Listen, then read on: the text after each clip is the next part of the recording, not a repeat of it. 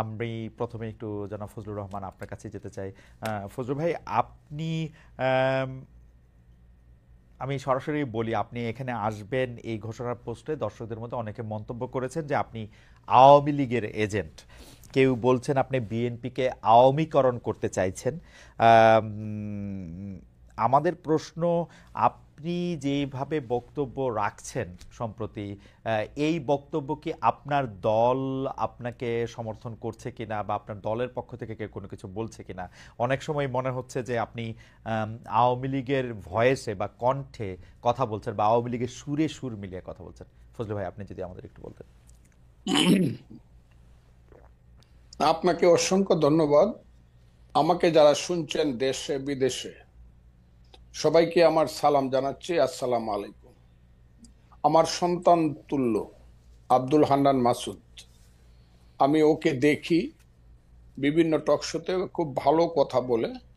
আমি তাকে আমি আমার পরম স্নেহ এবং আদর জানাচ্ছি এবং তার সফলতা কামনা করছি। আপনি যে প্রশ্নটা করেছেন, 1 নম্বর হলো, আমি আওয়ামী লীগের সুরে কথা বলি, আমার দলকে আওয়ামীকরণ করার চেষ্টা করছি। এত বড় মানুষ যে আমার কথায় বিএনপি আওয়ামী লীগের আওয়ামীপন্থী হয়ে যাবে, তাহলে তো আমার মতো এত বড় মানুষ আর এই দেশে নাই।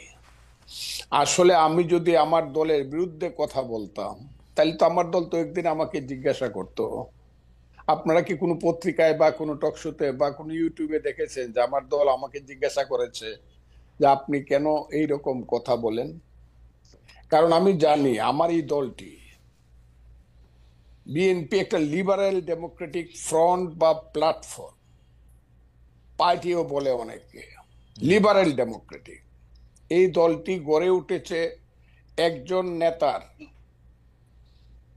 নামে, বা একজন নেতা যার নাম শহীদ প্রেসিডেন্ট জিয়াউর রহমান।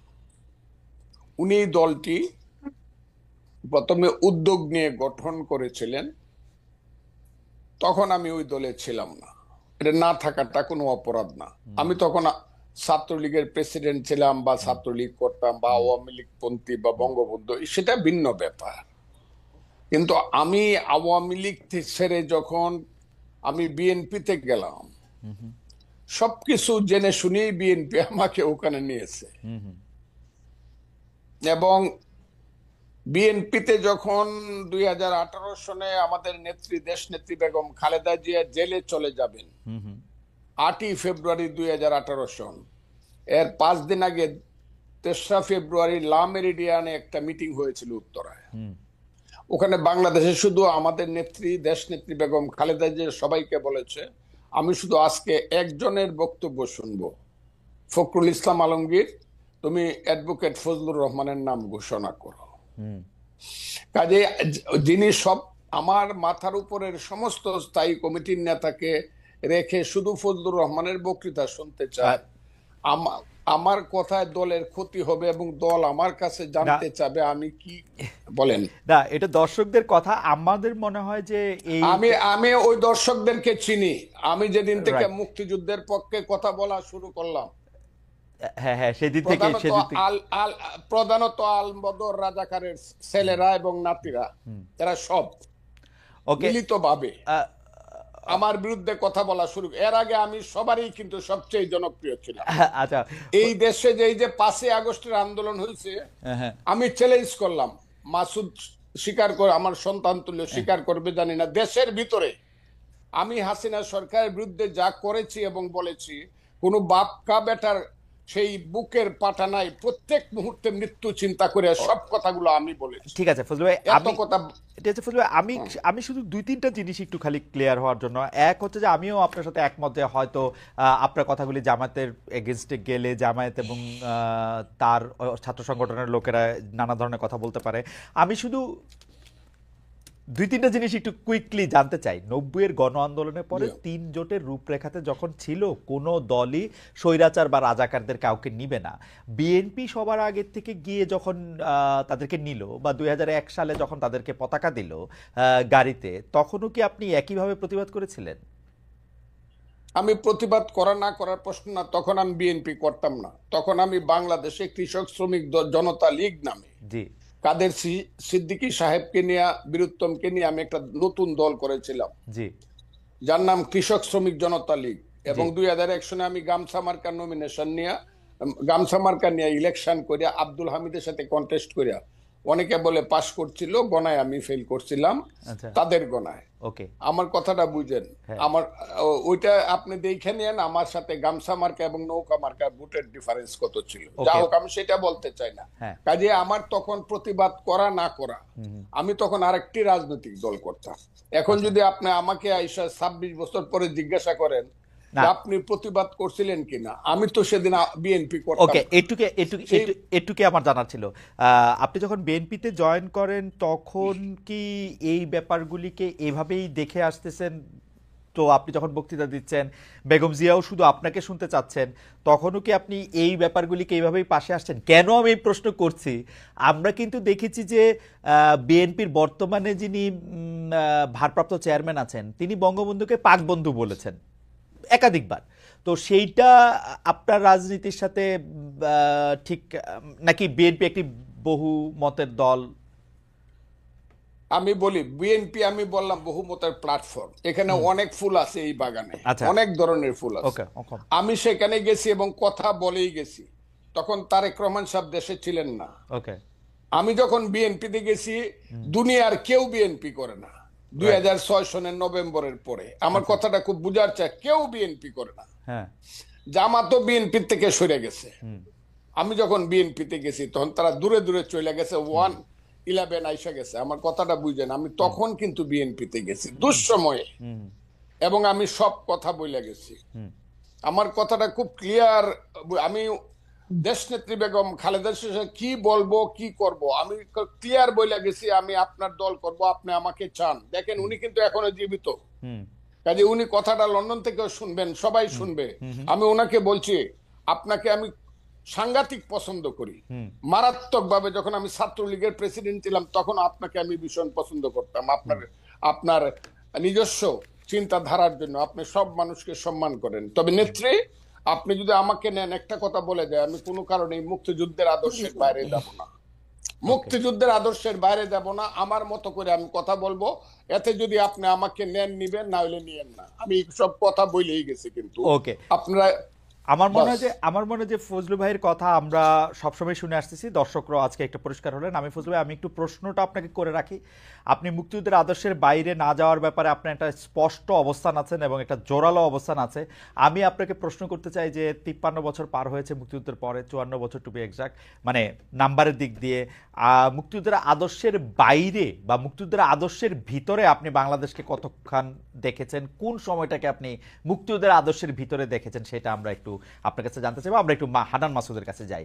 জনাব হান্নান মাসুদ, আমি আপনার কাছ থেকে জানতে চাইবো যে প্রথমেই আপনাকে একটু আমরা শুভেচ্ছা জানাই, কারণ নানা জায়গা থেকে আমরা যতটা জানতে পারছি সেটা হচ্ছে যে নোয়াখালীর দ্বীপ উপজেলা হাতিয়া আপনার এলাকা, সেখানে আপনি রাজনৈতিকভাবে সক্রিয় হয়েছেন। আপনি কি মানে সেখান থেকে নির্বাচন করবেন, কি করবেন, মানে রাজনৈতিকভাবে সক্রিয় অর্থ হচ্ছে গত কয়েক মাসে হাতিয়ার উন্নয়ন নিয়ে কাজের বিষয়ে প্রকাশ্যেই বক্তব্য রাখছেন। সরকারি কাণ্ডেও আমরা শুনেছি যে হাতিয়ার উন্নয়নে, হাতিয়া যাতে একটু ভালো বাজেট পায় সেখানে আপনি ভূমিকা রাখছেন, কিন্তু কিভাবে রাখছেন, কি করছেন, সেটা একটু আমাদেরকে একটু বলেন জনাব হান্নান মাসুদ। ধন্যবাদ জানাচ্ছি খালেদ মহিউদ্দিন ভাইকে। খালেদ মহিউদ্দিন ভাই আমার অনেক পছন্দের একজন সাংবাদিক। থ্যাংক ইউ দীর্ঘ থ্যাংক ইউ। সময় ধরে ওনার এই টক শো মনে হয় আমি একটাও হুম মিস দিই নাই। হুম আর ফজলুল হক ভাই তো হচ্ছে ওনার সাথে দুই একটা টক শোতে যাওয়া হয়েছে। উনি যে প্রকাশ্যে বীরের বেশে কথাগুলা বলেন, হুম ওনার একটা নিজস্ব অবস্থান আছেন, এবং উনি কখনো হুম যতই সমালোচনা হোক, যত কিছু হোক, যতই ভয় থাকুক, উনি কখনো তার নিজের অবস্থান থেকে সরে দাঁড়ান নাই। হুম এই দিকটা থেকে আমার ভাইকে অনেক পছন্দ। আমি দ্বীপ হাতিয়া হচ্ছে একটি দ্বীপপুঞ্জ, আশপাশে আরো 30টি দ্বীপ আছে ছোট ছোট। এই দ্বীপ উপজেলায় দীর্ঘ সময় ধরে হচ্ছে আপনার একজন জলদস্যু এবং তার পরিবার শাসন এবং শোষণ করে আসছে। আমার এই দ্বীপ হাতিয়ার জন্য তো হচ্ছে সরকারের কাছ থেকে প্রচুর বরাদ্দ, প্রতি বছর প্রতিটি উপজেলার জন্যই বরাদ্দ হয়। আপনাকে আমি যদি বলি যে একবার আমাদের দ্বীপ হাতিয়া থেকে ঘুরে আসেন, ওখানকার নট এ সিঙ্গেল একটা রাস্তাও ওখানকার মানে হচ্ছে পাকা নেই। প্রতিটি রাস্তা ভেঙে চুরে এবড়ো থবড়ো অবস্থায় আছে। আর মানুষজনের যে কষ্ট, একটি মাত্র প্রায় 7.5 লক্ষ মানুষের জন্য একটি মাত্র হসপিটাল, যেই দ্বীপ থেকে আপনার হচ্ছে ট্রলারে করে মানুষকে যাতায়াত করতে হয়, সেই দ্বীপের একটি মাত্র হসপিটাল 50 শয্যা বিশিষ্ট, শুধুমাত্র 4 জন ডাক্তার দিয়ে চলছে দীর্ঘ সময় ধরে। হুম। একই সাথে হচ্ছে ওই জায়গায় মানুষজন যে কতটা অবহেলিত, কতটা লাঞ্ছিত, আপনারা হয়তো কয়েকটা নিউজ দেখেছেন যে হচ্ছে সমুদ্র ভাড়া দেওয়া হয়। ওখানকার মানুষের প্রধান পেশা হচ্ছে জেলে, মানে হচ্ছে মাছ ধরা। তাদের কাছে সমুদ্র ভাড়া দেওয়া হয় যে এই জায়গায় অমুক একজন জেলেই মাছ ধরতে পারবে, সেই মাছ ধরতে হলে তাকে 20 লক্ষ টাকা 10 লক্ষ টাকা করে এভাবে দিতে হবে। এর আগে এই কাজটা করতে হচ্ছে সেই জলদস্যু, উনি এটা চালু করে যারা এসেছেন। মাসুদ যদি একটু অনুমতি দেন, মানে জি আপনি ধরেন জি। বাংলাদেশের সব জায়গায় এরকমটা তো চলেই আসছে, সেটা আমি বাদ দেই। আমি আসলে জানতে চাই যে এই সরকারি কাণ্ডে হাতিয়ার উন্নয়নে আপনি কিভাবে ভূমিকা রাখছেন, মানে আপনার এটা ফজলু ভাই আরো আমি ভালো বলতো, আপনার লুকাস স্ট্যান্ডার্ডটা কি, মানে আপনি ওই না না না, এলাকার আমি একজন মানুষ অবশ্যই আমি নাকি? অবশ্যই বলি, হুম, আমি হচ্ছি দ্বীপ উপজেলা, হাতিয়া উপজেলার একজন মানুষ, হুম, হাতিয়ার একজন নাগরিক, এবং হচ্ছে ওখান থেকে আমি উঠে আসা, মানে ন্যাশনালি একটু পরিচিতি পাওয়া একজন মানুষ। ন্যাশনালি আমি পরিচিত এই মানুষ। আন্দোলনের মধ্যে দিয়ে একটু ন্যাশনালি পরিচিতি পেয়েছি, যার ফলে হচ্ছে হাতিয়ার একটি সংস্থা আছে, সমিতি আছে হাতিয়ার, যারা হুম, হচ্ছে সুশীল হুম, সমাজ শিক্ষিত জনগোষ্ঠী, ওনারা একটা সমিতি করেন, হাতিয়া দ্বীপ সমিতি। তো ওনারা সহ আমরা বিভিন্ন জায়গায় একটা টিম আকারে বিভিন্ন উপদেষ্টার কাছে, বিভিন্ন কাছে আমরা যাই, যে হচ্ছে আমাদের হাতিয়ার জন্য এটা প্রয়োজন। এবং আমি ব্যক্তিগত জায়গা থেকে যদি কখনো আপনি কারোর সাথে দেখা হয়, আপনি হাতে আমি থেকে নিজেও ইলেকশন বলি, করবেন? আমি হাতিয়া থেকে ইলেকশন করার চিন্তা ভাবনা রেখেছি, যদি হাতিয়ার মানুষ এখন যেভাবে আমাকে আগ্রহ ভরে ছাড়ছে। কারণ দীর্ঘ সময় ধরে হাতিয়ার মানুষ কাউকে পাই নাই তাদের পাশে। হুম, এর আগে আমাদের সম্মানিত একজন এমপি ছিলেন, জনাব প্রকৌশলী মোহাম্মদ ফজল আজিম সাহেব, উনি হাতিয়ার জন্য অনেকগুলা কাজ করেছেন, কিন্তু দুঃসময়ে হাতিয়ার মানুষের কখনো খোঁজ নিতে পারেন নাই। ওনার ব্যবসা বাণিজ্যে উনি ব্যস্ত ছিলেন, যার কারণে হচ্ছে হাতিয়াতে একটা নেতৃত্বের শূন্যতা তৈরি হয়েছে। সেই জায়গা থেকে হাতিয়ার মানুষ এখানে অনেক ধরনের অনেকেই নেতৃত্ব দেওয়ার চেষ্টা করছে, আছে। যদি হাতিয়ার মানুষ চাই, আমি সেই ক্ষেত্রে নির্বাচনে যাওয়ার জন্য প্রস্তুতি নিচ্ছি। আহ, তবে তার আগে হুম, আমরা অন্তত হাতিয়ার মানুষের যে দুর্দশাটা, আমার যে ন্যাশনাল পরিস্থিতি হয়েছে, হুম। যে জাতীয় পরিস্থিতিটা আছে, এটাকে কাজে লাগিয়ে আমি চাই যে আচ্ছা, হচ্ছে নির্বাচন হবে পরের বিষয়, তার আগে আমি যেন হচ্ছে হাতিয়ার মানুষের স্বাস্থ্য সেবা, যাতায়াতের যে অবস্থা, এগুলার একটা পরিবর্তন আনতে চাচ্ছি। জাতীয় পরিচিতি নিয়ে আপনাকে একটু আপনার নজরে নিশ্চয়ই এসেছে, আমি একটু আপনার নজরে আনি। যে অনুসন্ধানী সাংবাদিক জনাব জুলকারনাইন সায়ের তার ফেসবুক পোস্টে লিখেছেন, নিজের এলাকা হাতিয়ায় এমন আচরণ করছে, আপনার কথা, যে যেন শেখ হাসিনা সরকারকে সে একাই পতন ঘটিয়েছে। এমন সংবাদও পেয়েছি যে সে টাকার বিনিময়ে ছাত্রলীগ ও আওয়ামী লীগের কর্মীদের পুনর্বাসন করছে। খুবই বিশ্বাসযোগ্য কিছু মানুষ, আমি তার কোটেশনের মধ্যে রাখছি, আমাকে জানিয়েছেন সরকারি টেন্ডার পাইয়ে দিয়ে সে বিপুল পরিমাণ টাকা বানাচ্ছে। তারপরও আমি এসব ছোটখাটো কর্মকাণ্ড নিয়ে কিছু লিখতে চাইনি। একটু কি আপনি বলবেন যে মানে? না, জুলকারনাইন সাহেব ভাই আমার একজন সম্মানিত মানুষ, আমি ওনাকে শ্রদ্ধা করি। হুম, হুম, আন্দোলনের সময়ও ওনার সাথে অনেকবার যোগাযোগ হয়েছে, উনি অনেকগুলো অভিযোগ এনেছেন। হুম, ওনার সাথে আমার পরবর্তীতে কথা হয়েছে, উনি অনেকের কাছে শুনেছেন।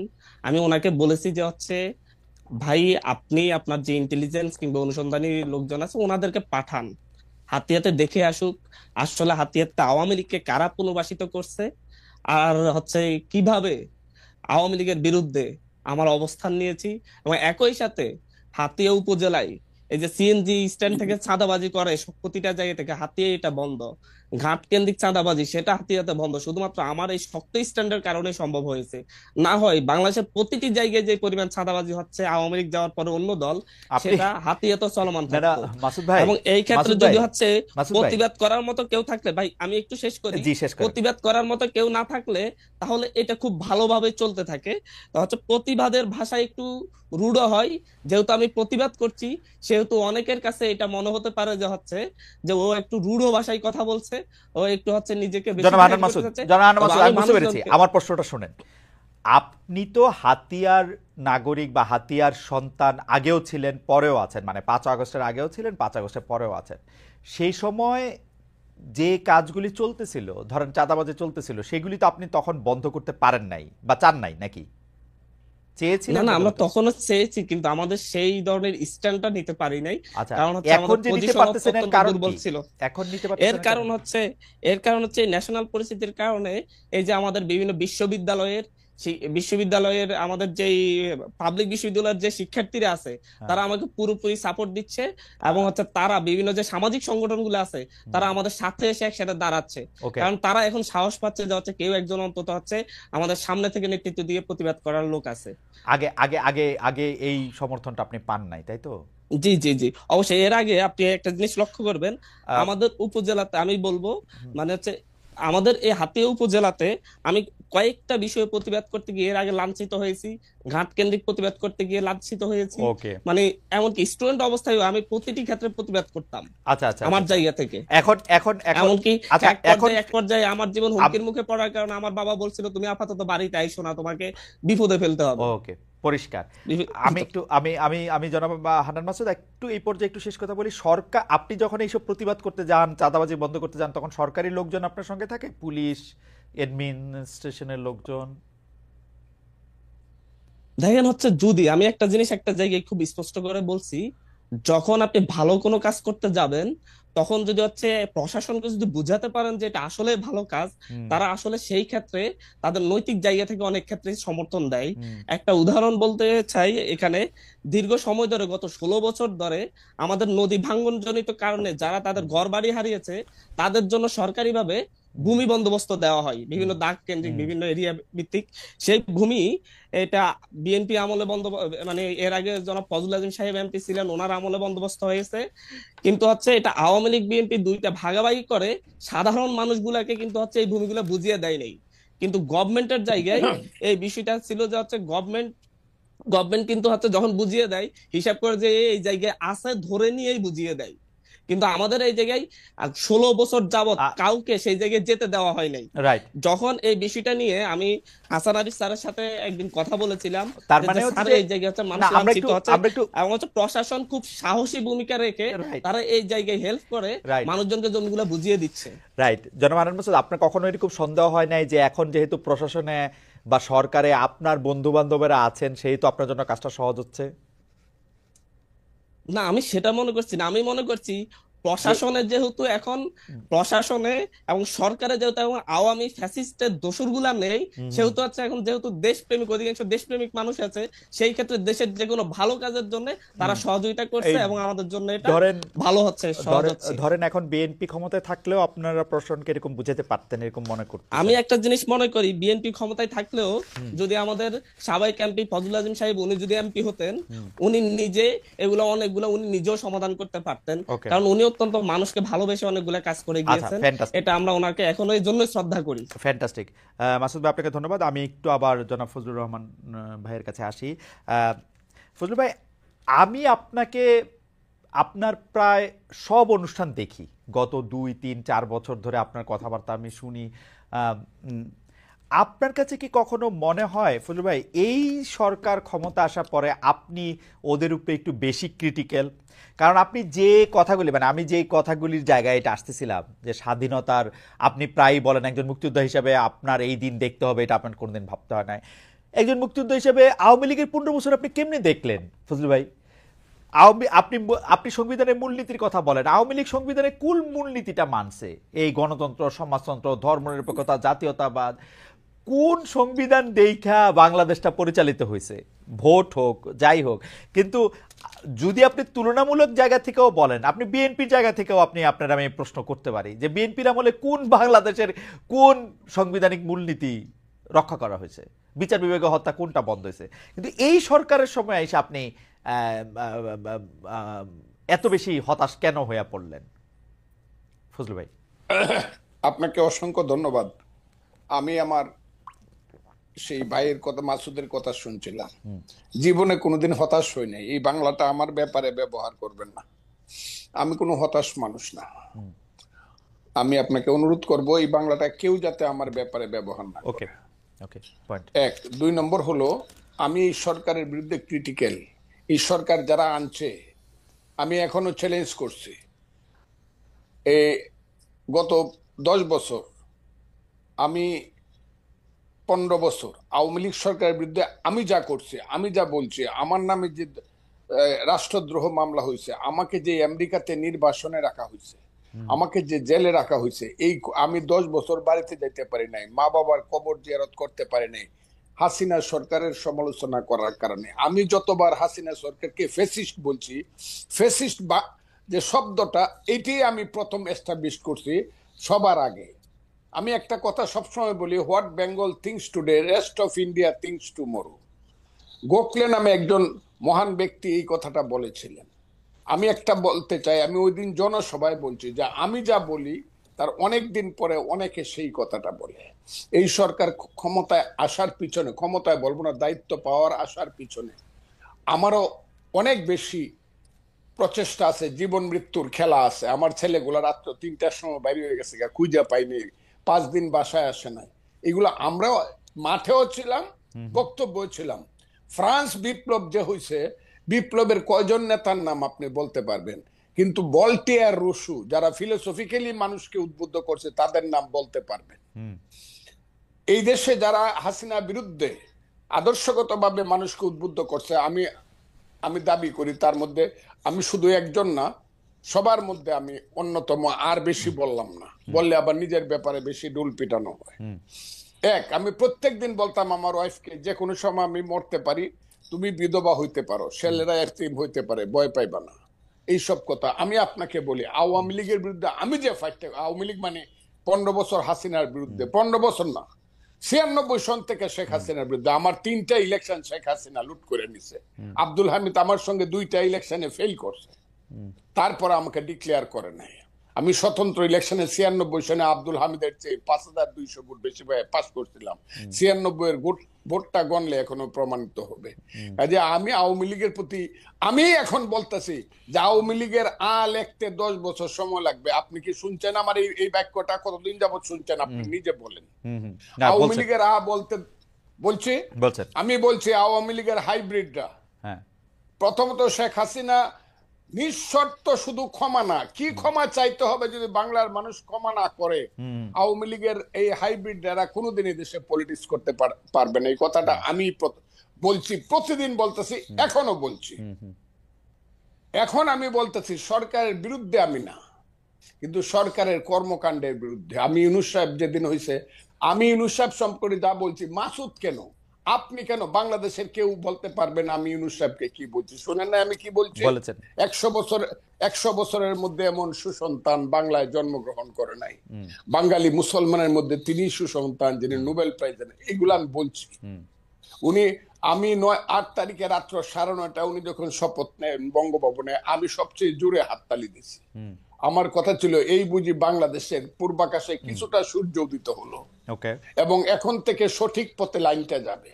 কিন্তু আমি যেদিন থেকে বুঝতে পেরেছি এই সরকার কূটকৌশল করিয়া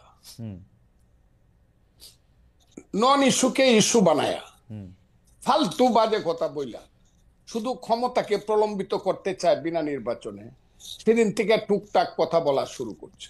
টুকটাক আমার কথাটা বলে আমি কিন্তু প্রথম বলছি ঠিক আছে 2 বছর নেন, এখন কিন্তু 2 বছর বলি না। আমি একটা নিঃশর্ত ভাবে বলছি 2 বছর নেন। আমার দল আমাকে যে তুমি 2 বছর কেন দিলা, আমি বলছি দিছি ইউনূস সাহেবের মতো লোক 2 বছর দেশ চালা। কিন্তু যখন আমি বুঝতে পারছি এই যে মাসুদ বসে আছে, তারা আমাদের সন্তান, তারাই আগামী দিনে এই দেশে রাষ্ট্র চালাবে, আমি খুব দোয়া করব তারা যাতে যোগ্যতা সহকারে রাষ্ট্র চালায়। কিন্তু তাদের যে মূল নেতা বলা হইলো জাতিসংঘে গিয়া, তার নাম হলো বোধহয় মাহফুজ আলম, যাকে মাস্টার মাইন্ড হিসাবে ইউনূস সাহেব পরিচয় করে, এতে আমার কোনো আপত্তি নেই। কিন্তু ও প্রথম দিকে কিছু কাজ করলো আমার ওই সন্তানটি, এবং কিছু কথা বললো, যে কথাগুলোর সঙ্গে আমি সিরিয়া, ইরাক বা মধ্যপ্রাচ্যে কিছু আদর্শিক মিল পাই, আফগানিস্তানে। এই মিলগুলো আমাকে আহত করছে। কেন আহত করছে? তারা গত 6 মাসে 6 মিনিটের জন্য মুক্তিযুদ্ধ কথাটাই বলে নাই। তারা মুক্তিযুদ্ধ বলতে চাইছে 47-কে এবং 24-কে। 24-কে আমি মাথার উপরে ধারণ করি। আমি আবারও বললাম, মাথার উপরে 24-এর জন্য আমার অনেক হৃদয়ে কান্না আছে, সেটা আছে। কিন্তু 47 আর 24-কে, 71-কে যারা বাদ দেয়, 71 হলো মুক্তিযুদ্ধ। এই মুক্তিযুদ্ধের পেট ছিঁড়েই বাংলাদেশের জন্ম। মুক্তিযুদ্ধ হলো বাংলাদেশের মা। কথাটা আমি বলি কি না বলেন আপনি? না, বলেন। মুক্তিযুদ্ধ না হইলে বাংলাদেশ হইতো না। যে মুক্তিযুদ্ধের পেট ছিঁড়ে বাংলাদেশ হলো, সেই বাংলাদেশের উপদেষ্টা হয়ে একজন তার মারে স্বীকার করতেছে না। মারে যে স্বীকার করতেছে না, সে তো সুসন্তান না।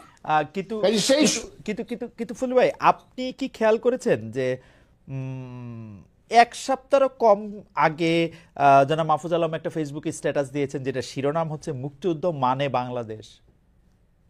আমি শুনেছি।